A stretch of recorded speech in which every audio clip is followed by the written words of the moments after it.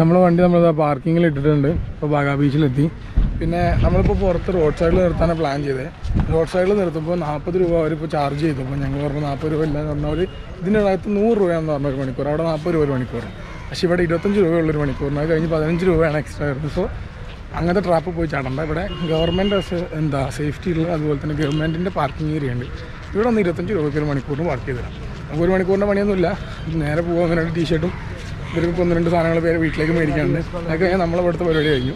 തിരിച്ചു ഞാൻ പറഞ്ഞല്ലോ എൻ്റെ ഫ്രണ്ടിനെ കണ്ടിട്ട് നമ്മൾ പഞ്ചിമിലേക്ക് ചിലപ്പം പോകാൻ സാധ്യതയുണ്ട്. പഞ്ചിമിൽ ഇവർ ആരും കാണാത്തൊരു സ്ഥലമുണ്ട്. നമ്മൾ കഴിഞ്ഞ വ്ളോഗിൽ കാണിച്ചിട്ടുണ്ടായിരുന്നു കൊണ്ടോണി സ്ട്രീറ്റ്.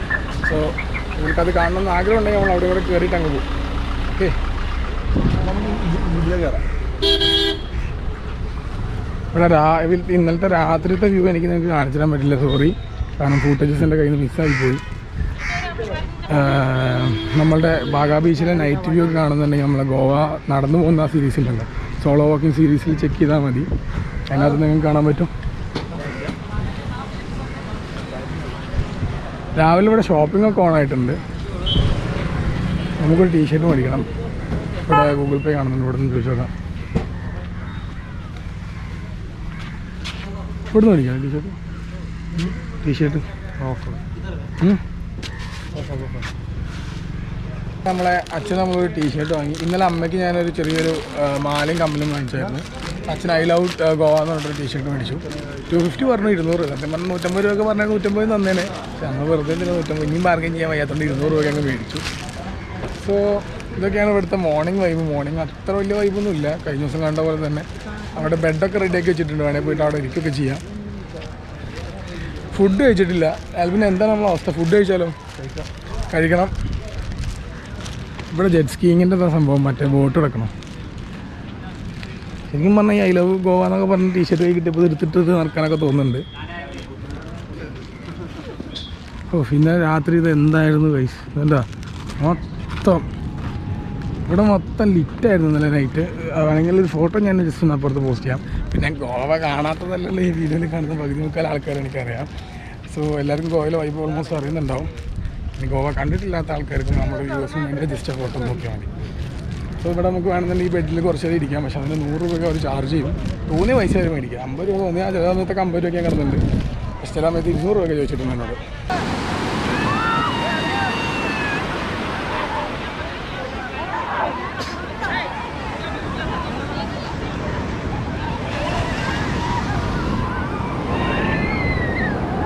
പോയില്ലടാ. അപ്പോൾ നമ്മൾ ഇവിടുന്ന് ഇരിക്കുകയാണ്. ഇനി നേരെ പഞ്ചിം, അവിടുന്ന് നേരെ നിലമ്പൂർ. പഞ്ചിം മാർഗോവ, അവിടുന്ന് നേരെ അങ്ങനെ പോകും.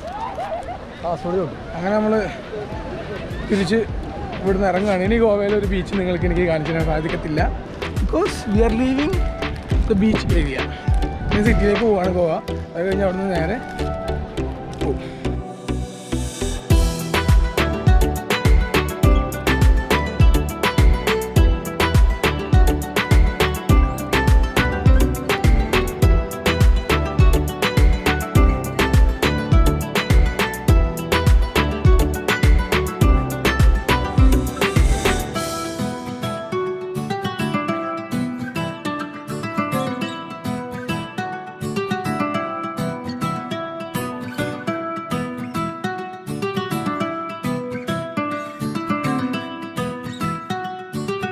അങ്ങനെ ഫ്രണ്ട്സ്, ഞാൻ പറഞ്ഞിട്ടുണ്ടായിരുന്നില്ല എൻ്റെ ഒരു ഫ്രണ്ടിനെ മീറ്റ് ചെയ്യാൻ പോകാമെന്ന്.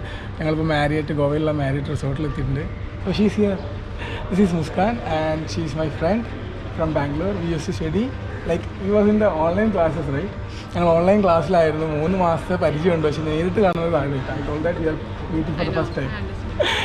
Anyway like what do you want to say to my viewers? Go subscribe, like, share, comment. Sagar is amazing. Yeah, I know that. Anything else? It's camera, it's on. It's recording. Nice meeting you, Sagar. Okay, guys, like നമ്മൾ 15-ാം തീയതി ബാംഗ്ലൂർ പോകുന്ന കാര്യം കഴിഞ്ഞ വീഡിയോയിൽ പറഞ്ഞിട്ടുണ്ടായിരുന്നു. So I'm coming to Bangalore on 15th. Oh, you are? Yeah. Okay, like Raghav is also coming from. Seriously? Yeah, we just come there to plan for the rooms and all. Party, so guys, party. Then we all partying. We don't have time today. Otherwise we could have gone for a party now. So guys, നമ്മളിപ്പം ഇവിടെ അമ്മേനെ അച്ഛനൊക്കെ meet ചെയ്ത് പക്ഷേ video എടുത്തില്ല. forgot to make a video from your bathroom now. Holiday? No, I think we can leave.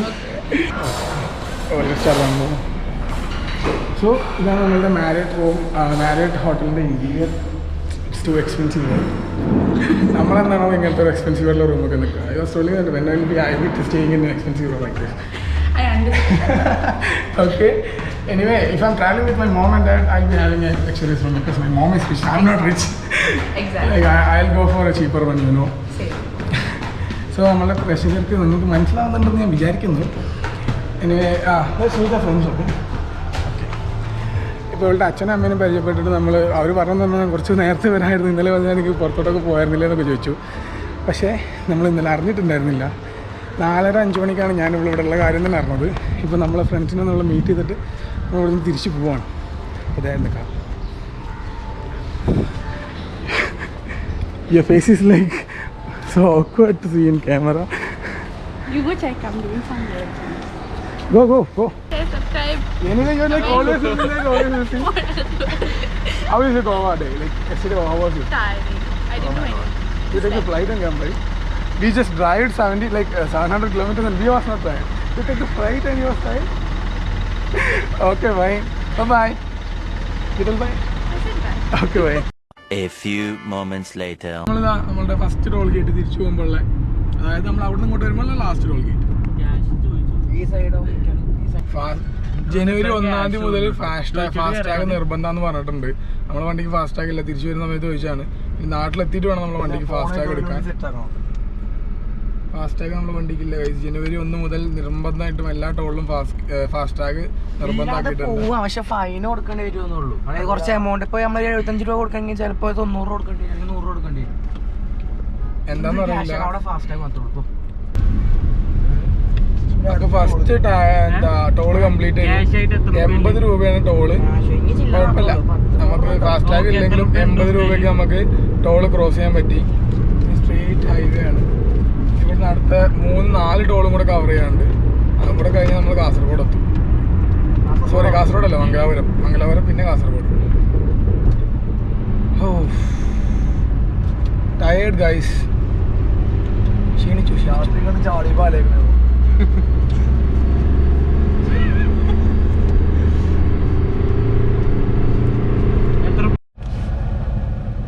Guys, ഒരു സത്യം തുറന്നു പറയാനാണ് ഞാൻ ഇപ്പോൾ ഇവിടെ വന്നിട്ടുള്ളത്.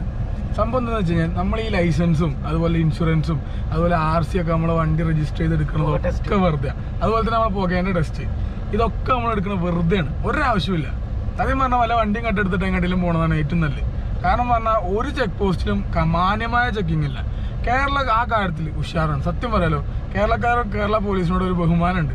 ഞാൻ ആദ്യമായിട്ടാണ് 2 സ്റ്റേറ്റ് കവർ ചെയ്തിട്ട് ഒരു സ്ഥലത്തേക്ക് കാറിൽ യാത്ര ചെയ്യണം. അതുകൊണ്ട് തന്നെയാണ് ഞാൻ ഇങ്ങനെ എൻ്റെ ജീവിതത്തിൽ എൻ്റെ വ്ളോഗിങ് എക്സ്പീരിയൻസിൽ ഫസ്റ്റ് ടൈമാണ് ഇങ്ങനത്തെ ഒരു അവസ്ഥ.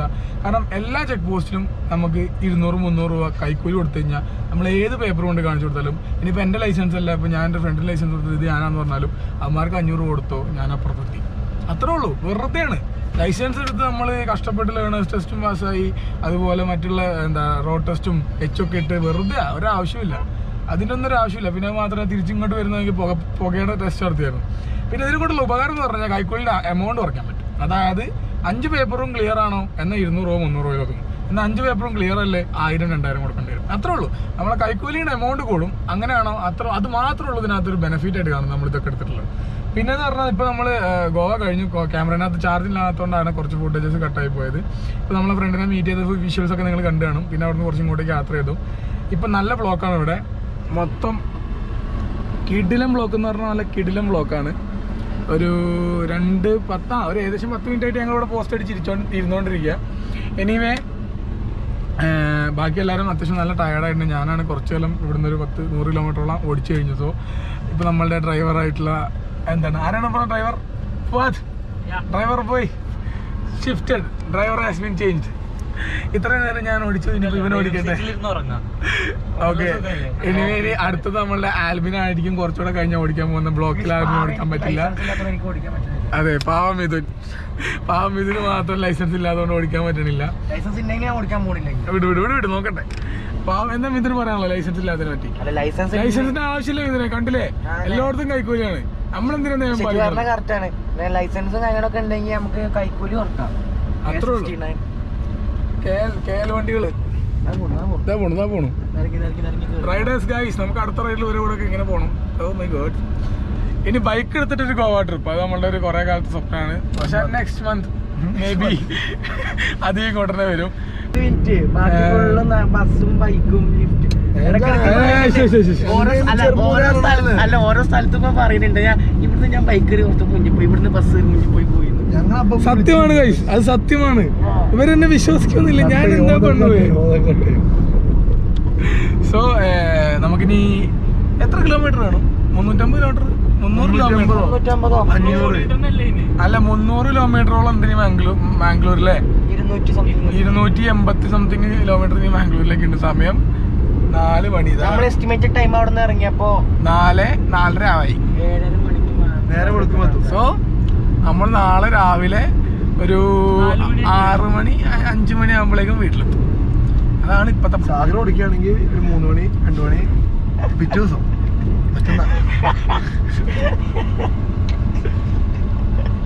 പിന്നെ ഐറ്റമിന്റെ ക്ലാസ്, ഷിഫ്റ്റിന്റെ ക്ലാസ്, നമ്മളെ ക്ലാസ്, ബമ്പർ. ആൽവിന് ഓടിക്കുകയാണെങ്കിൽ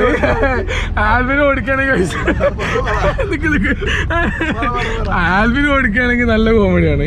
ആൽവിന് ഓടിക്കുകയാണെങ്കിൽ നമുക്ക് സെവൻസ്, പിന്നെ അതുപോലെ പേപ്പർ, അത് മാത്രമല്ല പിന്നെ കോട്ടയം പൈസ കൊടുക്കാതെ ടോള് കയറി പോവാ. ഒരു ടോളൊന്നും അറിയാതെ ഞാൻ മുന്നോട്ട് പോയി. അറിയാതെ മുന്നോട്ട് പോയത് ആ കുന്നം നേരെ വന്ന് വീടൊന്നും അറിഞ്ഞത് എന്നല്ല. ഒരു ടോള് ഞാൻ അറിയാതെ കാർവാറ് കഴിഞ്ഞു. മംഗലാപുരം എൻട്രൻസിൽ, അതായത് നമ്മളെ കർണാടക കയറുന്നതിന്റെ ബോർഡറില് ഫസ്റ്റത്തെ ടോൾ ബൂത്തില് എന്താ ആ സംഭവം എന്താ ഒരു ഇന്നോവേനെ പിന്നാലെ കയറിയപ്പോ വിട്ടാണ് പോയി. സംഭവം എന്താ വെച്ചാ സിമ്പിൾ ആണ്. ഇന്നോ പോയപ്പോ ഞാൻ അതിന്റെ പിന്നിൽ അങ്ങോട്ട് വിട്ടു. ടോള് ഒരു 40 രൂപ ലാഭിച്ചില്ലേ. ഗോകർണേക്ക് 51 kilometre. Oh my god, 51 kilometres. Bangalore 265 kilometre. ബാംഗ്ലൂരിലേക്ക് 265 കിലോമീറ്റേഴ്സ് ഉണ്ട്. ബാംഗ്ലൂരോ? ഇന്നത്തെ കാര്യം ഞങ്ങൾക്ക് മണാലി പോവല്ലേ? സ്ട്രേറ്റ് മണാലി വിട്ടാലോ? മണാലി പോവല്ലേ? മൈൻഡാണ്. ഇതേപോലെ ഞങ്ങള് രാവിലെ ഇറങ്ങാം. മണാലി പോണ്ട, നമുക്ക് മറ്റേ ഇവിടെ പിടിക്കല്ലേ, ബാംഗ്ലൂർ അല്ലേ? ബാംഗ്ലൂർ നമുക്ക് ഡ്രൈവർ റൂട്ട് ചേഞ്ച് ബാംഗ്ലൂർ.